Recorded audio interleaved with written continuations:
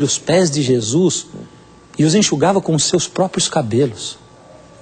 Para quem estava na ceia, aquele perfume caro não combinava com Maria, muito menos com a reputação dela.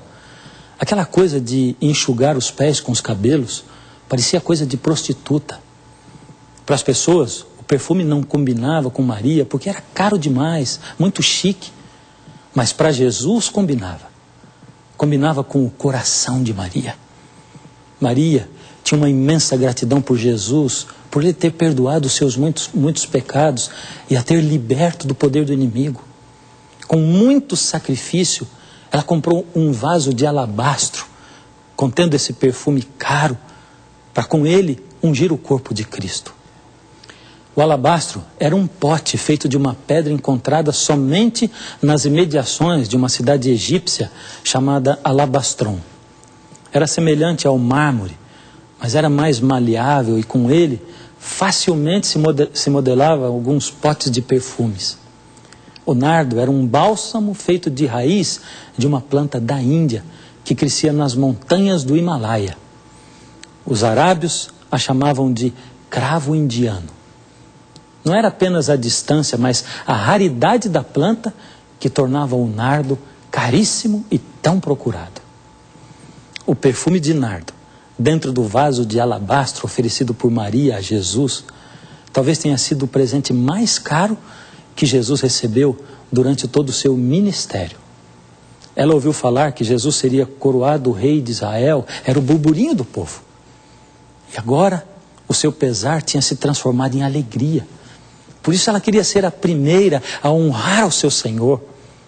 Derramou o perfume sobre a cabeça e os pés de Cristo e chorando limpava com seus cabelos.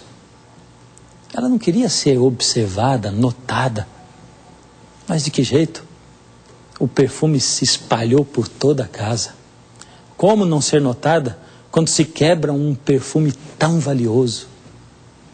Talvez Maria tenha sido a única pessoa no tempo de Jesus que reconheceu tanto o que Jesus operou em sua vida e que tenha feito uma entrega tão completa a Ele.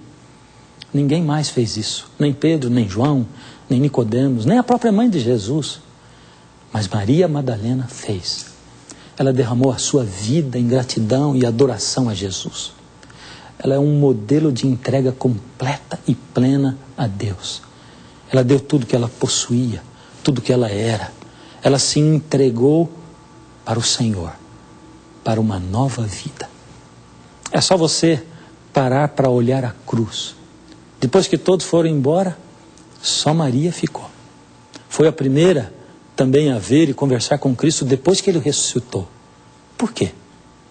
Porque ela experimentou o amor absurdo de Jesus e se apaixonou profundamente pela salvação que Jesus oferecia, não pelo homem Jesus. Todos conheciam o passado de Maria e sabiam que ela era muito pobre. Aquele famoso perfume era dos mais caros que existiam e foi comprado à custa de muita economia. Não apenas o presente foi caro, mas foi dado sem retorno. Sem retorno. E Judas, o famoso Judas, discípulo de Jesus, foi o primeiro a mostrar o seu desagrado. Afinal, ele era o tesoureiro dos discípulos e não podia aceitar que uma mulher daquele tipo desperdiçasse tanto dinheiro assim, derramando perfume em Jesus. Só que, na verdade, o histórico encoberto da vida de Judas não era assim tão bom como parecia.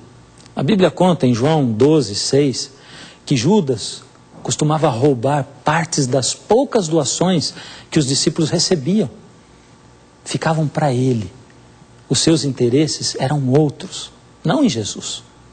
O que Maria não sabia é que, ao invés de Jesus ser coroado rei, como o vaso de alabastro foi quebrado e encheu toda a casa com a sua fragrância, assim também Cristo havia de morrer e seu corpo ser quebrantado, mas ele se ergueria da tumba e o perfume da sua vida havia também de encher a terra.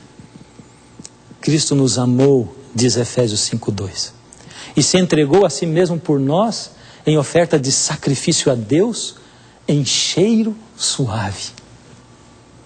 Você percebeu o contraste entre Maria e Judas?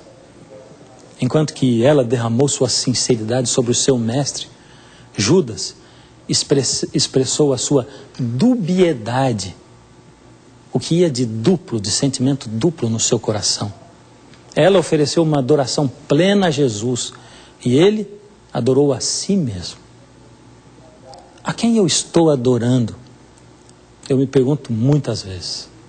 Que tipo de entrega eu estou fazendo? De que maneira eu estou adorando a Deus? Será que Jesus é o primeiro na minha vida? Ou será que eu deixo para Ele só o tempo que sobra? Será que eu nunca tenho tempo nem para conhecê-lo melhor, para estudar a palavra, para fazer sequer um curso sobre a Bíblia? Tirando o problema de Judas naquela noite, a experiência de Maria com Jesus entrou para a história da raça humana. A Bíblia diz que onde for pregado o Evangelho neste mundo, será também contado o que ela fez para a memória sua. Marcos 14, 9.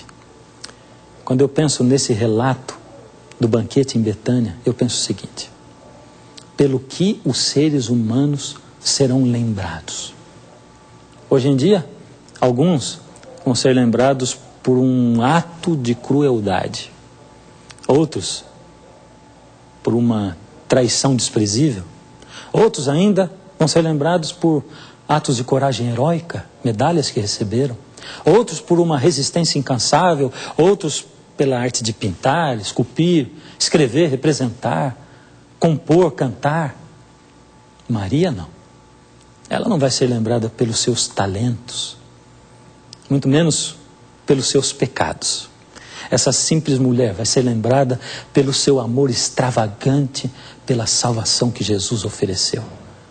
Pelo seu maior presente, o seu coração por inteiro, que estava naquele vaso. Naquela noite, Maria não entrou no banquete com instrumentos, com danças, nem com um pedido de socorro, ou uma doença incurável para ser tratada. Afinal de contas, Jesus recebia pessoas assim todos os dias, doentes, necessitados, carentes de atenção e salvação. Mas a sua atitude, a atitude de Maria foi diferente. Bem quietinha, resoluta, humildemente se aproximou do Mestre. E numa demonstração de amor sem precedentes, ela quebrou o seu vaso de alabastro e deixou derramar sobre a cabeça de Jesus o precioso perfume.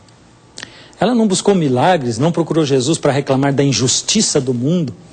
Ela o buscou para extravasar o seu amor. A respeito desse amor, William Barclay disse o seguinte: o amor não calcula meticulosamente menos ou mais. Não se preocupa em saber quão pouco pode ser decentemente oferecido. Se deu tudo o que tinha, então deu o mundo inteiro, e ainda seria pouco. Quando penso na história de Maria, eu pergunto: que tipo de presente eu tenho para dar a Deus? Eu sei que o presente que Jesus mais gosta de receber é o que está em Provérbios 23, 26. Dá-me, filho meu, o teu coração. E se eu dou todo o meu coração, então eu dou o mundo inteiro. E sei que ainda assim será pouco. Mas eu confesso que, se hoje eu terminasse o programa por aqui, eu ainda estaria insatisfeito. É porque para mim ainda falta um detalhe muito importante. Na Bíblia a gente nunca pode se esquecer dos detalhes. Eles não acontecem por acaso. São sempre muito importantes. Eu tenho falado sempre isso para você.